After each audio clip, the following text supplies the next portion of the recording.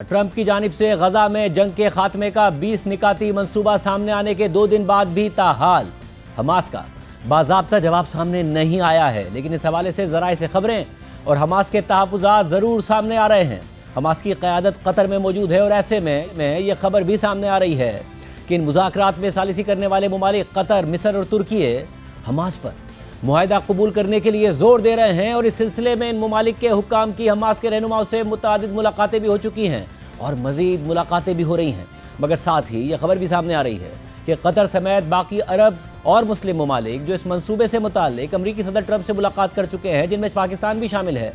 وہ اس منصوبے میں اسرائیل کے کہنے پر ہونے والی تبدیلیوں سے ناخوش ہیں، جس کا انہوں نے اظہار بھی کر دیا ہے۔ اس ساری صورتحال میں قطر کی اپنی سلامتی سے متعلق ایک اہم پیش رفت سامنے آئی ہے، اور ٹرمپ انتظامیہ نے ایک ایگزیکٹو آرڈر جاری کر دیا ہے جس میں غیر معمولی طور پر امریکہ نے قطر کی سلامتی کی گارنٹی دینے کا اعلان کر دیا ہے، جس میں قطر پر حملے کی صورت میں فوجی کارروائی بھی شامل ہے، اور یہ یقین دہانی بھی کرائی گئی ہے کہ قطر پر حملہ امریکہ کی سلامتی پر حملہ سمجھا جائے گا۔ واضح رہے کہ یہ حکم نامہ اسرائیل کی جانب سے قطر میں حماس کے رہنماؤں کو نشانہ بنانے والے فضائی حملے کے تقریباً 3 ہفتے بعد جاری کیا گیا ہے۔ اس حملے نے قطری حکام کو سخت مشتعل کر دیا تھا اور قطر کے لیے امریکی سلامتی کی ضمانتوں کی مضبوطی پر سوالات اٹھا دیے تھے۔ یہ حکم نامہ پیر کو جاری کیا گیا، یعنی جس دن صدر ٹرمپ نے غزہ میں امن سے متعلق اپنے 20 نکات پیش کیے تھے، اور اس دوران اسرائیلی وزیر اعظم نیتن یاہو بھی ان کے ساتھ کھڑے تھے، جبکہ اسی دن صدر ٹرمپ نے نیتن یاہو اور قطری وزیر اعظم کے درمیان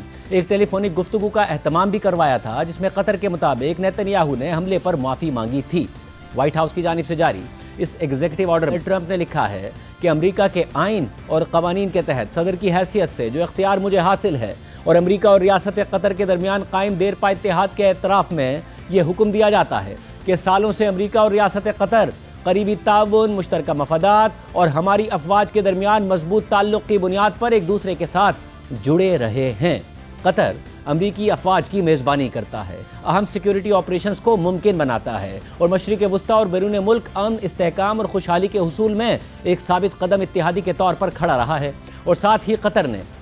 ایک ثالث کے طور پر بھی امریکہ کے بڑے علاقائی اور عالمی تنازعات کو حل کرنے کی کوششوں میں مدد کی ہے۔ اس تناظر میں اور قطر کو بیرونی جارحیت سے لاحق مسلسل خطرات کے پیش نظر امریکہ کی پالیسی یہ ہے کہ ریاست قطر کی سلامتی اور علاقائی سالمیت کو کسی بھی بیرونی حملے کے خلاف یقینی بنایا جائے۔ ایگزیکٹو آرڈر میں مزید لکھا ہے کہ امریکہ ریاست قطر کی سرزمین، خود مختاری یا اہم بنیادی انفراسٹرکچر پر ہونے والے کسی بھی حملے کو اپنی امن اور سلامتی کے لیے ایک خطرہ سمجھے گا، اور اگر ایسا کوئی حملہ ہوتا ہے تو امریکہ تمام قانونی اور مناسب اقدامات کرے گا، جن میں سفارتی، معاشی اور اگر ضروری ہوا تو فوجی اقدامات بھی شامل ہوں گے، تاکہ امریکہ اور قطر کے مفادات کا دفاع کیا جا سکے اور امن و استحکام کو بحال کیا جا سکے۔ امریکہ کے سیکرٹری آف وار یعنی وزیر دفاع، سیکرٹری آف اسٹیٹ یعنی وزیر خارجہ اور ڈائریکٹر نیشنل انٹیلیجنس کے ساتھ تعاون کے ذریعے قطر کے ساتھ مشترکہ ہنگامی منصوبہ بندی جاری رکھیں گے، تاکہ قطر کے خلاف کسی بھی بیرونی جارحیت پر تیز اور مربوط رد عمل یقینی بنایا جا سکے۔